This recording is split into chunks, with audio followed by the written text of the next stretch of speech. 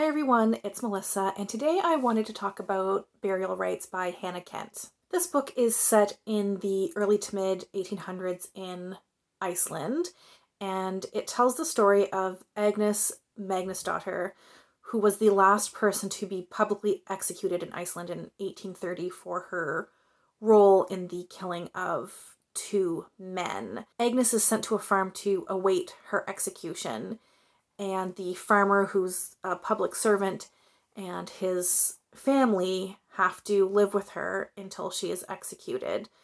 Agnes Magnusdóttir was a real person, and she indeed was the last person to be publicly executed in Iceland. This is no secret, it's on the blurb for the book. While that's true, obviously this is a fictionalized account of what might have happened. That being said, the author obviously did a lot of research about Agnes and these murders, and while we can't know for certain what happened the night of these two murders, the author presents what she feels are likelihoods in terms of how much or how little involvement Agnes might have had with these murders. This book relies on the harsh beauty of the setting and mimics that in the language. The setting is remote, it is gloomy, not just with the landscape, but in terms of even the house where Agnes is staying. This farm has seen better days. Parts of the farm are kind of overgrown.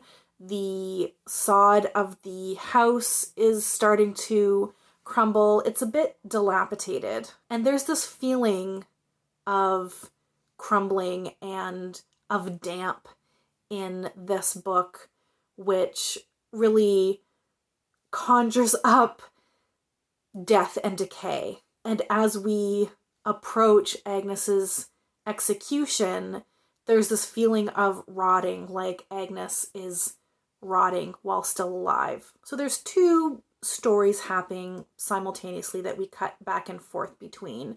There's the story of Agnes waiting at this farm, getting to know this family, and being in this spot, this limbo, waiting her death.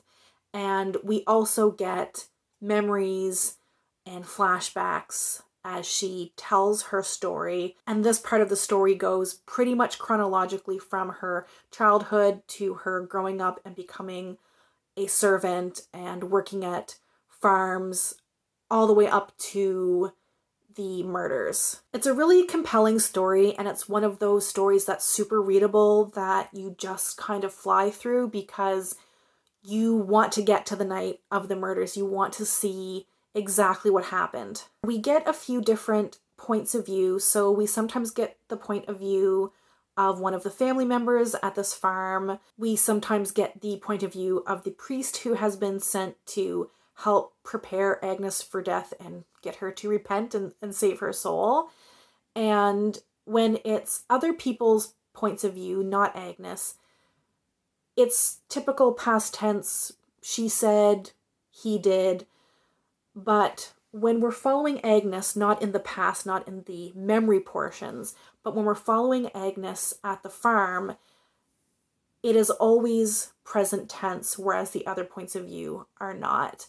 And normally this is not something that I generally notice in writing, but it just really stood out as Agnes being trapped in the present almost, where she doesn't have a future to look forward to, and she's just trapped in the present, that the present is all she has left. I thought this book explored the position of women in a really interesting way. Also, the position of servants and people in lower classes. So class is a discussion there as well.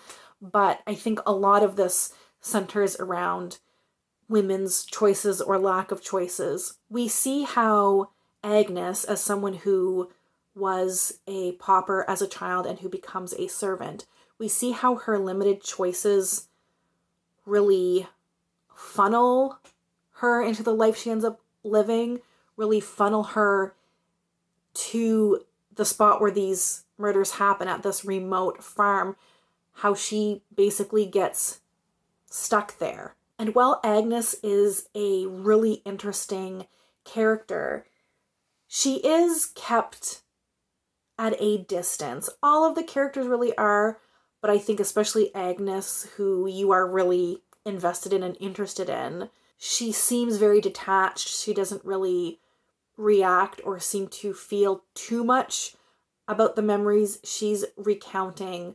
And while that might make sense, for me, it made it hard to emotionally connect to her story. I did appreciate that to a certain extent because there's no sentimentality or overly like manipulative devices that the author is using to pull emotions out of the reader.